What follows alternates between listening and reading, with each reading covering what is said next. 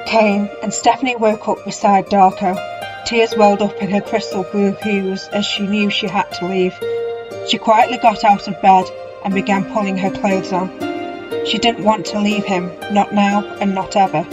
After pulling her miscreant shirt over her head, she sat back down on the bed, feeling her tears rolling down her cheeks.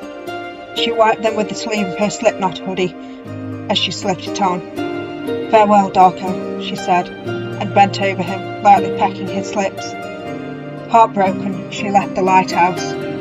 The walk back was going to be long, so she stopped at Wolf Hall Inn for some breakfast. She just had a simple order of pancakes, which the new chef made. Since revenue was poor because of the bad quality foods, the establishment fired Igor and hired someone respectable from the city. Since they had technically broken up, Stephanie's world felt like it had stopped, but reality kept on going. Paying for her food and tipping the waitress, she left the inn and proceeded over the bridge.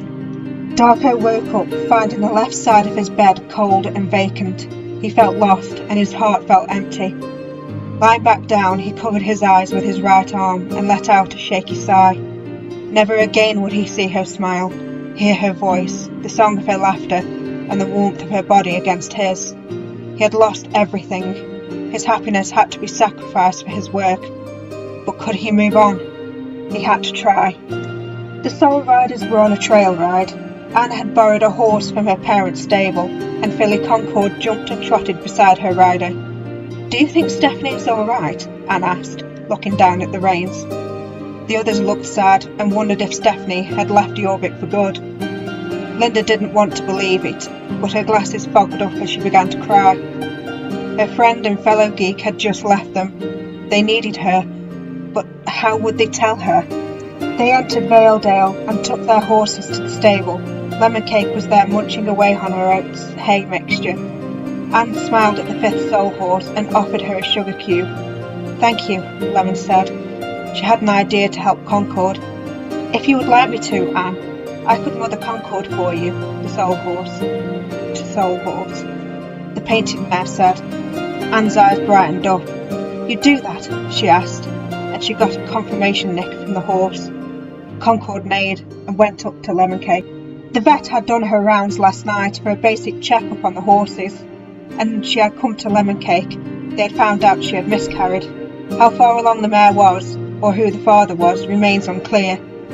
However, Lemon Cake's hormones were at the level as if she had just given birth, so she could provide for the guardian of the Sun Circle with what they needed. Steph stopped at Milmer's Highland, where she just completely broke down. "Darko," she wept, sliding down the wall of the old barn and hugging her knees. She pulled out the pendant from underneath her shirt and held it firmly in her right fist. The tears still flowed, but no sound came from the Soul Rider. If she could run back to him, she would. Stephanie stood up and decided to risk it and began running back to the lighthouse. Anne and the other girls took Lemon Cake and Concord up to the mountain paddock. Rhiannon was there, and she had a smile of approval on her face.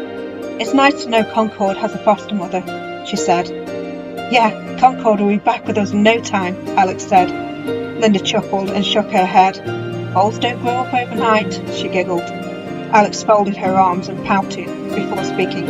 "I know. Was just saying is all," she muttered. Concord was happily feeding from Lemon Cake, and the fifth soul horse had a loving, motherly gaze in her eyes. Darko was filing some of his paperwork away when he heard the front door bang open. He went downstairs to see what was going on, only to feel arms around his neck and soft lips upon his own. He knew exactly who they belonged to, and he melted into her. "What are you doing here?" Darko said as they pulled away. He saw her tear-stained face, and her captivating eyes were bloodshot and puffy from crying. I just can't. Leaving you, breaking up with you, it feels wrong. I can't bear to be apart from you. I love you," she wept. Darko tucked a stray lock of hair behind her ear. "I know, Phoenix. The truth is that we're walking on thin ice. We can't risk being found out," came an aged voice. Darko pushed Stephanie behind him. "I knew something was off when you barely showed Elise any affection.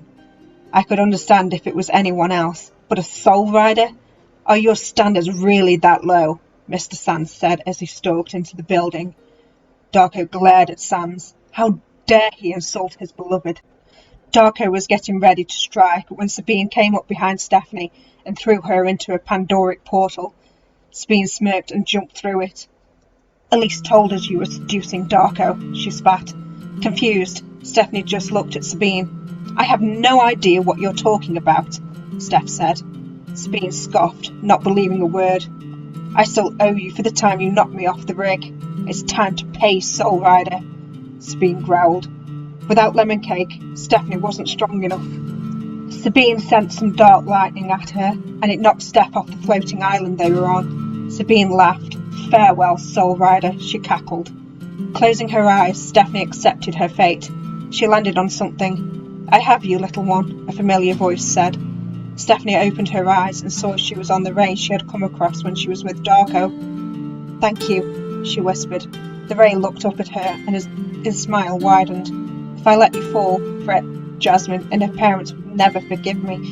Then the Soul Riders would be after me, he chuckled. He dropped her off at the entrance to the underground city. Saying their goodbyes, Steph entered the city. She just hoped she had enough sun circle powers to open a portal.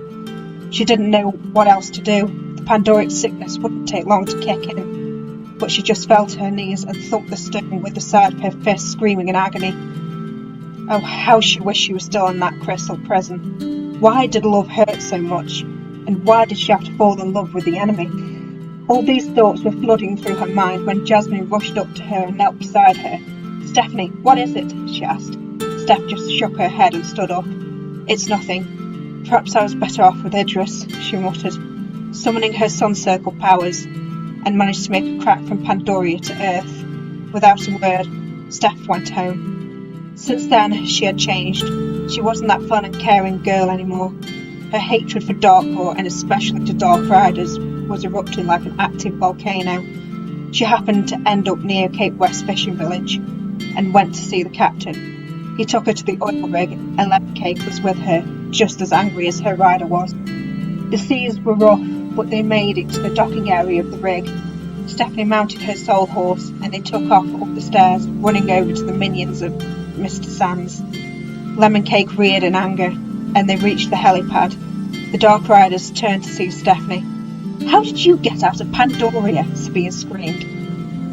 Wouldn't you like to know? Stephanie smiled. Sabine sent her Garnock strike at her, but Stephanie countered it with her lightning. They seemed to be evenly matched. This is the last time I'll let scum like you walk all over me, Stephanie hissed through gritted teeth. With a final jet of lightning, Sabine was knocked out. Anyone else? Lemon Cake smirked. Elise growled and went for her, trying to put her through the huge portal that was on the helipad. Stephanie struck at her, and the area around Elise, Jessica and Katja formed a ring of fire. Ah, the flames of Aideen. That power can only be harnessed by the fifth Soul Rider. I commend you, Miss Dragon Child, came an aged, creepy voice. Work for us, become a Dark Rider, and Garnock will give you everything you desire. Even Darko, Mr. Sands smirked. Stephanie and Lemon Cake walked up to him. Lemon Cake stamped her hoof on the old creep's foot. He cried out, cursing and holding his foot. The scene would be comical if Stephanie wasn't so angry. Nice try, but why would I betray the druids? My friends, my family? She asked. Lemon Cake spread her wings and they left, flying back to Valedale. Linda had seen everything, as did Avalon. Stephanie and Lemon landed in the paddock above the village. That went well, Lemon Cake smiled. Yeah, getting out Pentapanga is good. But what are the flames of Aideen? The Soul Rider asked. Lemon Cake lay down, letting Concord snuggle up to her. I'm going to go to Fripp's library. Maybe his books and scrolls have something, Steph said, and she took off at a run towards the secret stone circle. Rummaging through Fripp's library, she found something. Steph sat down at the table near the fireplace. There was a whole chapter dedicated to the flames of Aideen. Wow, this is interesting, she whispered, and looked over to Fripp. Poor guy, the keepers were lost without him and Elizabeth guiding them. Shaking her head, she began to read. The flames of Aideen are a rare sight. Aideen kept the secret locked away in her fifth child, and it's the descendants of that child who carried this power within them. As the druids know, fire can help see the future, be useful in combat, can be used to heal others and form pathways. The fire is always a pinkish purple in colour and feeds off the wielder's emotions. The brighter the flame, the more powerful the attack. Those who have harnessed this gift are few and far between, but the girls who have had this power have only used it as a last resort, knowing the damage it can do. Dear 5th Soul Rider, if you are reading this, do not use the flames in anger. If you do, go to the cleansing waters in the Ice Witch's realm. Only then will everything that you've done with that power out of anger will become undone. Your caring ancestor, Adriana. She had to go to Dino Valley and head into that strange portal behind those creepy-looking ice formations. If it could help her, then Stephanie was willing to do anything. She wasn't a violent person. She just let her heart take over. Dumb move on her part. Closing the book, she stood up and placed it back onto the bookshelf. Stephanie then exited Fripp's chambers and went straight back to Valedale.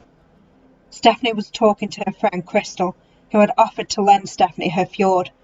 Stephanie was worried that Lemon wouldn't last long in the sub-zero temperatures of the valley, so she explained to Crystal what she needed to do. Crystal was part of the Star Circle, so of course she was eager to help out. Crystal said she would tack up Winter Mist, while Stephanie went to get her winter clothing from Avalon's. When she got to her father's, he was seemingly waiting for her. "We need to talk," he said. Stephanie gulped, but went into the living room and sat next to him. Her mother was out with Alex taking runestone readings. Avalon took her hands in his and sighed, looking her in the eye. "I saw what happened, and I'm proud you possess the fire of Aideen. But you need to learn how to control it. However, that's easier said than done, since there hasn't been a 5th rider since the time of the Jarl," Avalon explained. Stephanie was then worried, which turned into fear. Her face paled, her eyes went wide due to said fear. Avalon brought his daughter to him and kissed the top of her forehead. Stephanie began to cry and sobbed into her father's chest.